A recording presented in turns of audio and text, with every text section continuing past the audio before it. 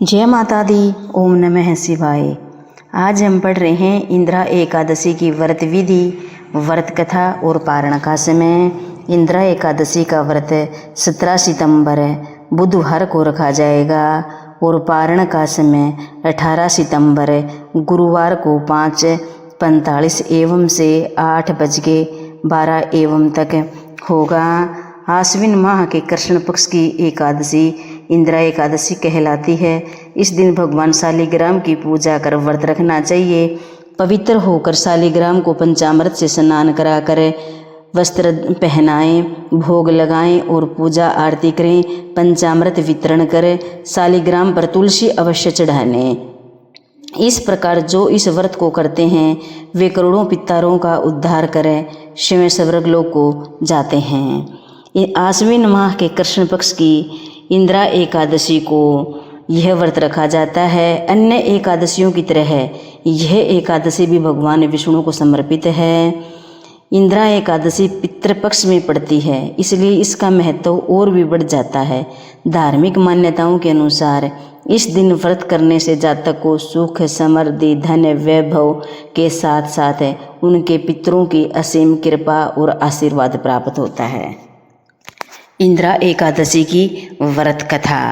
धर्मराज युधिष्ठिर कहने लगे, हे भगवान, आश्विन कृष्ण एकादशी का क्या नाम है, इसकी विधि तथा फल क्या है, सो कृपा करके कहिए। भगवान श्री कृष्ण कहने लगे, इस एकादशी का नाम इंदिरा एकादशी है। यह एकादशी पापों को नष्ट करने वाली तथा पितरों को अधोगति से मुक्ति देने वाली होती है। हे राजन, ध्यानपूर्वक इसकी कथा सुनो। इसके सुनने मात्र से ही वाजपेय यज्ञ का फल मिलता है। प्राचीन काल में सतयुग के समय में महिष्मती नाम की एक नगरी में इंद्रसेन नामक एक प्रजापति राजा धर्मपूर्वक अपनी प्रजा का पालन करते हुए शासन करता था। वह राजा पुत्र, पौत्र और धन आदि से संपन्न और भगवान विष्णु का परम भक्त था।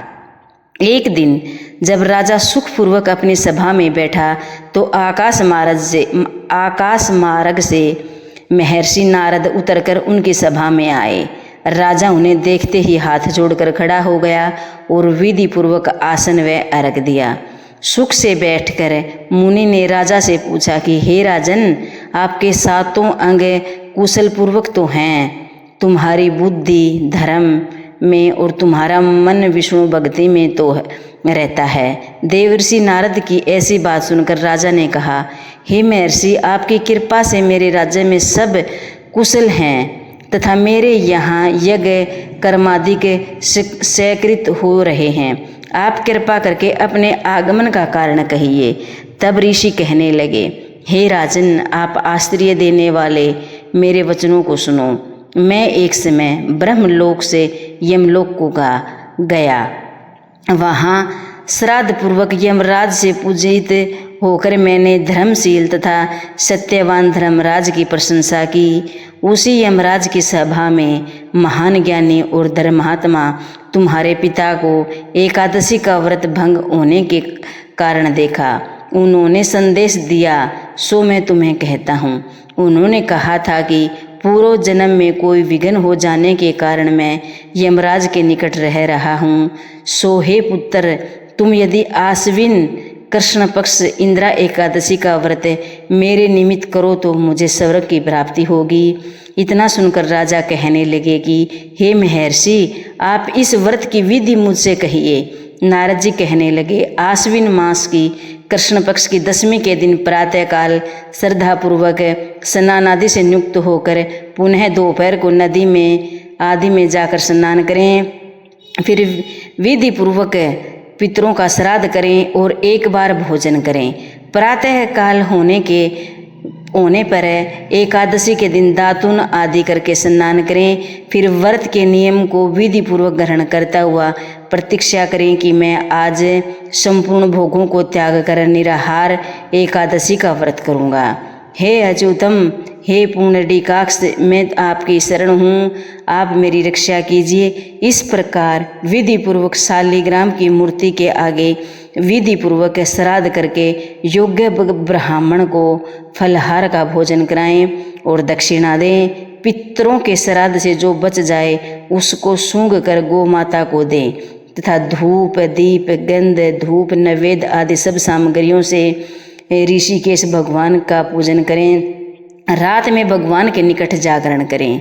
इसके पश्चात द्वादशी के दिन प्रातःकाल होने पर भगवान का पूजन करके ब्राह्मणों को भोजन कराएं। भाई बंधुओं स्त्रियों और पुत्र सहित आप भी मौन होकर भोजन करें। नारद जी कहने लगे कि हे राजन, इस विधि से यदि तुम आलस्य रहित होकर इस एकादशी का व्रत करोगे तो तुम्हारे पिता अवश्य ही स्वर्गलोक को जाएंगे। इतना कहकर नारद जी अंतर्ध्यान हो गए। नारद जी की कथा अनुसार राजा द्वारा अपने बांधवों तथा दासों सहित व्रत करने से आकाश में पुष्प वर्षा हुई और उस राजा का पिता गरुड़ पर चढ़कर विष्णु लोक को गया। राजा इंद्रसेन ने भी एकादशी के व्रत के प्रभाव से निकटतम राज्य करके अंत में अपने पुत्र को सिंहासन पर बैठाकर स्वर्गलोक को गया। हे युधिष्ठिर, यह इंदिरा एकादशी के व्रत का महात्म मैंने तुम्हें कहा। इसके पढ़ने और सुनने से मनुष्य के सब पापों से छूट जाते हैं और सर्व प्रकार के भोगों को भोग कर वैकुंठ धाम को जाते हैं। ये थी इंदिरा एकादशी की व्रत कथा। वीडियो अच्छी लगी हो तो चैनल को लाइक और सब्सक्राइब करें। धन्यवाद।